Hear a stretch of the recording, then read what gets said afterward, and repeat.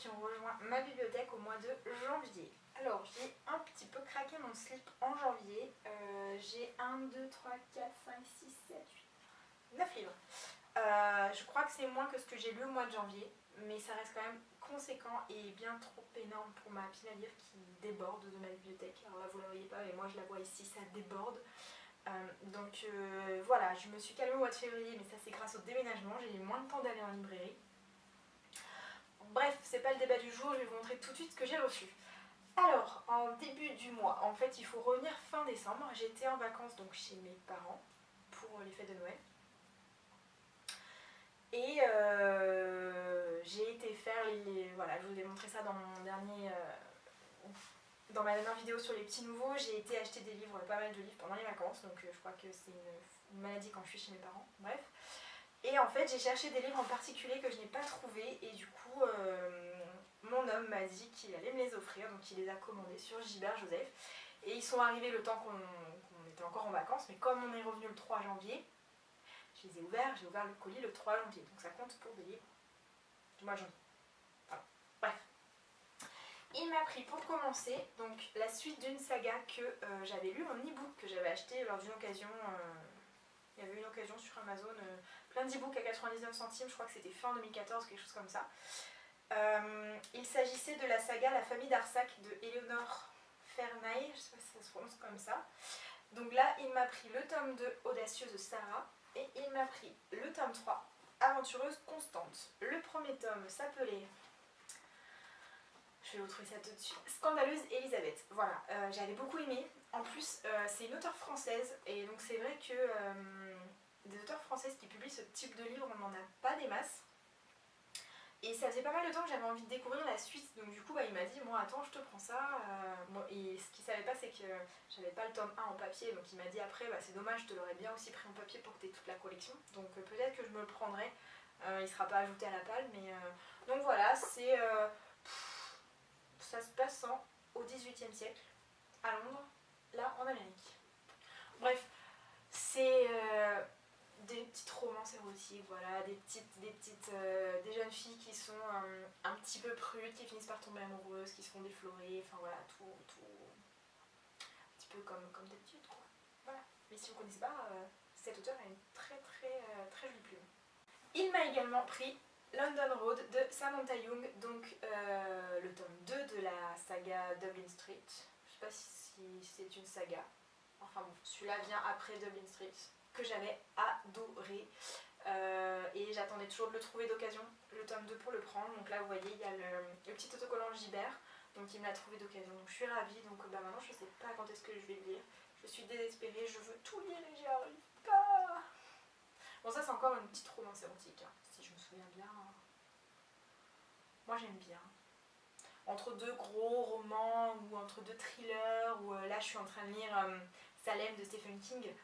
Le truc il fait 800 pages, c'est bien glauque, c'est bien flippant. C'est le genre de livre que je lis après pour bien décompresser. Et il m'a également pris l'intégrale non, les 2 premières enquêtes de Charlotte et Thomas Pitt de Anne Perry. Donc c'est une auteure que je ne connais absolument pas. Donc c'est des policiers, comment dire, des policiers à l'ancienne, un petit peu à la Agatha Christie, voilà, il n'y a pas tout ce qui est ADN, photos, internet, tout ça. Des enquêtes, tout simplement. Donc moi ça me plaît bien. Donc voilà, j'ai envie de découvrir cette auteure parce que je sais qu'elle a écrit, je crois, une bonne vingtaine de livres avec ces héros-là. Et voilà, j'ai vraiment envie de découvrir sa plume. Le jour où je suis venue visiter cette maison, en fait on avait 2 visites de prévues dans la même soirée, mais on avait une heure d'attente entre les deux. Donc plutôt que de revenir à notre appart qui est quand même à près d'une demi-heure d'ici, évidemment on n'allait pas se faire l'aller-retour en 1 heure, ça aurait été un peu compliqué. On est allé se balader à Carrefour. On a fait 2-3 courses pour le repas du soir, hein, pour tout vous dire, on s'est pris du saumon, voilà, une petite bière, bon, je ne vais pas vous raconter non plus ma life. Et en partant par la caisse, mon homme me dit « Mais regarde là-bas, c'est génial, il y a un rayon livre, tu vas pouvoir... Non, tais-toi. » Et du coup, je suis allée regarder. Moi, j'en ai pris qu'un. J'ai pris Délivrance de Jussi Adler-Olsen. Voilà, je venais tout juste de finir. J'étais encore en train de lire le tome 2, je crois. J'étais encore en train de lire le tome 2, j'étais en train de le terminer, et du coup, forcément, il me fallait quand même avoir la suite. Alors ça, je vais l'enlever, ça m'énerve, je sais pas pourquoi, je vais sur la... Hop. Par terre, tombant pas plus bas. Il me fallait la suite, dans tous les cas. Il me fallait le tome 3, donc j'ai toujours pas lu le synopsis. Je vais en aveugle, je vais le lire encore une fois en aveugle, je vais essayer de me le programmer, je sais pas, peut-être... je vais rien vous dire parce que je vais encore... non, je sais pas quand est-ce que je vais me le programmer.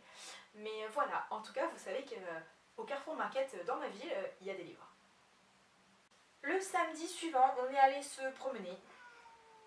Il n'y avait pas de raison particulière. On est allé à Easy Cash, donc évidemment, j'ai trouvé un livre. On est allé à la Fnac, donc évidemment, j'ai acheté un livre. Et j'ai mon chat qui miaule. Et qui gratte à la porte.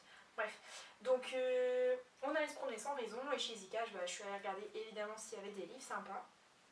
Je suis repartie avec L'appel du coucou de Robert Galbraith, donc c'est le pseudonyme de J.K. Rowling. J'en ai beaucoup entendu parler, je crois qu'il y a un tome 3 qui va bientôt sortir en poche ou qui vient juste de sortir, je ne me rappelle plus.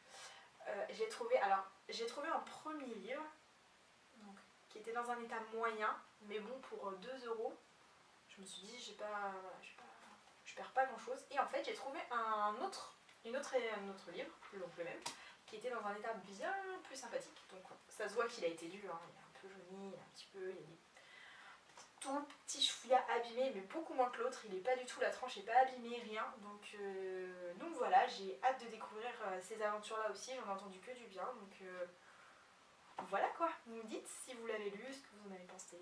Voilà. Et juste après, je suis allée à la Fnac et j'avais des cartes cadeaux. Je vous en avais parlé avec les entreprises. Donc mon entreprise, alors moi c'est particulier, je suis dans 2 entreprises. Enfin bon, je suis salariée d'une entreprise et je travaille dans une autre entreprise. J'ai le droit aux 2 CE, donc j'ai le droit à 2 cadeaux de Noël. Oui, oui. Et dans l'entreprise de monsieur, donc du coup, au total, j'avais plus d'une centaine d'euros de chèques cadeaux dans des librairies, des choses comme ça. Et comme monsieur, ça l'intéresse pas, lui, ce qu'il veut s'acheter, c'est un ordinateur. Alors un pauvre chèque cadeau de 10 €, c'est pas ça qui va lui vraiment l'aider. Donc du coup, lui, il m'a tout donné. Et donc là, quand on est allé à la Fnac, il me restait, je crois, 2 chèques cadeaux, ou un chèque cadeau, je sais plus s'il me restait 20 ou 40 €. Je crois que c'était 20. Ouais, je crois que c'était 20, j'ai dû rajouter un petit peu. Donc je me suis pris le tome 3 de Charlotte Davidson. Donc je crois que j'étais en train de lire le tome 2 où je venais de le terminer. Donc forcément, je me suis pris la suite. 3e tombe tout droit. Donc pareil, j'ai hâte de découvrir ce tome-ci. Et je me suis pris Au rayon jeunesse cité 19 de Stéphane Michalak. J'ai envie de l'appeler Michalak, je sais pas pourquoi. Michalak c'est pâtissier, mais j'ai envie de l'appeler donc Stéphane Michalak. J'ai pas vu beaucoup d'avis dessus, mais moi ça me tente. J'avais lu le synopsis, ça me tentait vraiment. Je me retenais depuis pas mal de temps en disant non, c'est un grand format, c'est cher. Mais là, bon, c'était une carte cadeau. Je suis passée devant, je l'ai vu, je l'ai pris. Ça fait de moi une méchante fille ou pas? Et le dernier livre, je vous en ai parlé récemment, c'était un livre que j'ai reçu dans une box livresque, donc le haut de la pile. Il s'agit du Manoir des Dames de Patricia Wentworth. Donc je ne l'ai pas encore lu, je vais le lire très vite parce que j'ai vraiment envie de vous faire un retour sur cette box et pourquoi pas m'en commander une nouvelle. En tout cas, il n'y a plus de carambars, il n'y a plus d'oursons à la guimauve. Je me demande bien où est-ce qu'ils sont passés. Même genre que Anne Perry de tout à l'heure, voilà, une enquête à l'ancienne si je puis dire, sans l'ADN, sans internet, sans tout ce qu'on connaît aujourd'hui. Donc voilà, c'est le type d'enquête qui me plaît bien aussi. Des fois c'est des enquêtes aussi où les meurtres sont moins sanglants. C'est vrai que dans les thrillers on a souvent des meurtres bien sanglants, des mises en scène bien... Il faut avoir l'estomac accroché la plupart du temps. Là souvent c'est plus doux, mais ça reste dans l'enquête policière, on continue à se poser des questions, tout ça, donc moi j'aime bien. Voilà, c'est tout. C'est déjà pas mal pour les petits nouveaux qui sont arrivés au mois de janvier. Si jamais il y en a qui vous intéressent, vous voulez faire une lecture commune ou quoi que ce soit d'autre, dites-le moi et j'espère que ça vous a plu et puis moi je vous dis à très bientôt.